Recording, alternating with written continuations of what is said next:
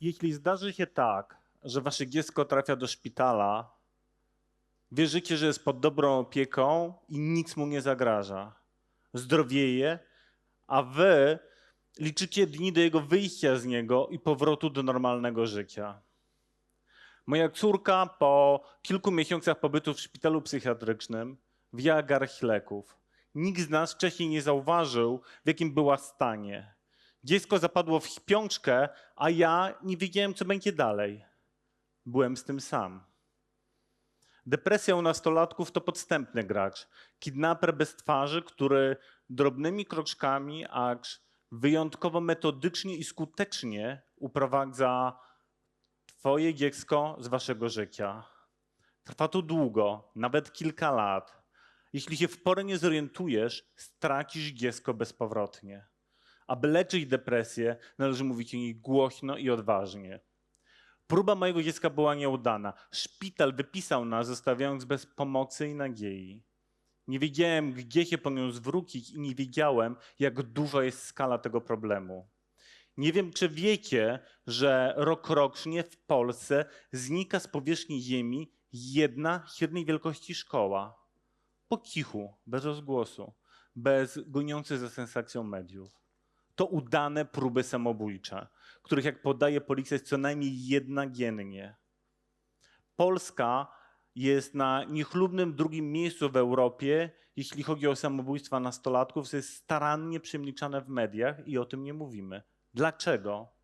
Dlaczego jest tak, że jeżeli terroryści atakują szkołę i ginie 300 dzieci, to całym światem rządzą emocje przez wiele miesięcy? Tymczasem w Polsce znikają po cichu kolejne szkoły i o tym nie rozmawiamy i o tym nie mówimy. To tylko jeden z wielu elementów zagmatwanej układanki, która jest rodzic w takiej sytuacji. Bezradny, zagubiony, z poczuciem winy wewnątrz i oskarżany z zewnątrz. Totalnie osamotniony. Wynika to z tego, że w pracy w korpo i w biznesie panuje zasada, że o dzieciach nie mówimy. A rozmowy o dzieciach z problemami psychicznymi są podwójnie zabronione, bo takie choroby nie istnieją, bo to niemożliwe, żeby moje, twoje, jego dziecko było chore. Depresja nadal jest tematem tabu i rodzi wykluczenie. Nie wiem, czy się ze mną zgodzicie, ale nie dajemy społecznie przyzwolenia na mówienie prawdy o chorobach psychicznych dzieci i młodzieży. A niewygodna prawda rodzi wstyd. Wstyd tworzy tabu. Tabu tworzy spiralę kłamstw, gdzie nie ma przestrzeni na zrozumienie, wsparcie i ludzką empatię. A problem systematycznie narasta.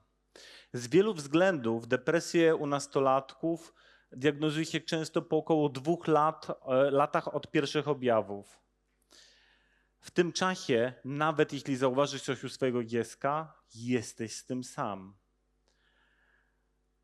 Grube czarne rajstopy, bluzy z długimi rękawami w ciepłe dni, to nie musi być manifestacja światopoglądu twojego dziecka. One bardzo często skrywają rany po samookaleczeniach. Nie ma nic bardziej dramatycznego niż bezradność wobec cierpienia twojego dziecka. Aby leczyć depresję, należy ją oswoić. Oswoić w rodzinie, wśród bliskich przyjaciół, w pracy, w najbliższym otoczeniu.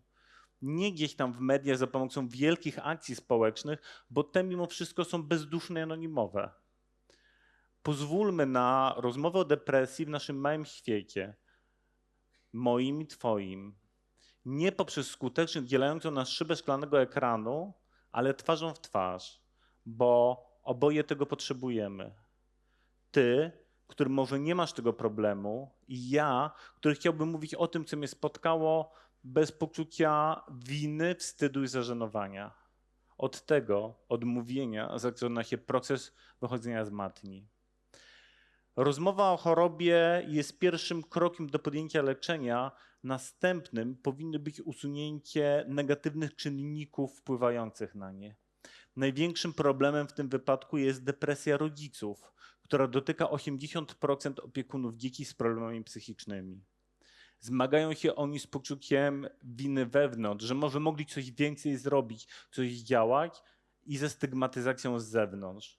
Bo przecież kiedy dowiadujemy się o tym, że jakieś dziecko podjęło próbę samobójczą, to zamiast wsparcia pojawia się ocena. To na pewno ci rodzice są potworami i to przez nich stała się ta tragedia. Taka sytuacja powoduje, że to rodzice sami potrzebują wsparcia, a nie mogą go dać potrzebującemu dziecku. W rodzinie depresja to porywacz, który siada z nami przy stole podczas niedzielnego obiadu, a każdy udaje, że go nie ma. Najczęstsza postawa rodziny wobec tego kidnapera naszych dzieci to negacja. Padają zdania. Ta choroba nie istnieje, tego kiedyś nie było. Ona jest po prostu rozwydrzona. Za moich czasów wystarczyło przylać pasem i byłby spokój.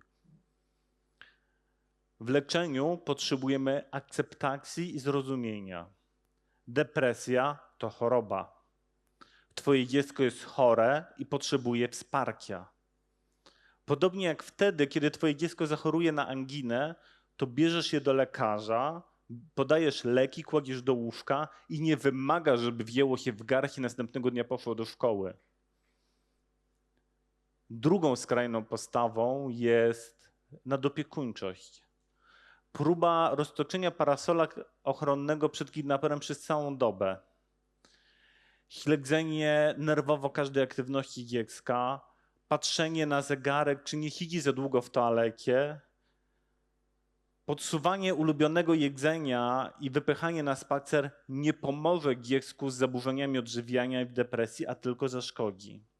Robimy tak, bo wierzymy, że to my wiemy lepiej, co jemu pomoże. W tym wypadku rozmowa pozwala zrozumieć jego potrzeby. Depresję można leczyć i to skutecznie. Dokładnie 67% wyleczonych nastolatków nie wraca w chorobę. Nieleczona zabija. Jest najczęstszym powodem samobójstw nieletnich. Jest też częstym powodem sięgania po narkotyki i inne używki, bo nasze dzieciaki żyją w świecie wychowanym tak, że jak coś boli, to bierzesz tabletkę. Nie ma jednak tabletek na ból duszy. Kiedy cierpisz psychicznie i nie wiesz, gdzie jest źródło bólu, ból jest wszędzie. Kiedy się potniesz, łatwiej zlokalizować źródło bólu. Ból fizyczny jest łatwiejszy do opanowania od tego psychicznego.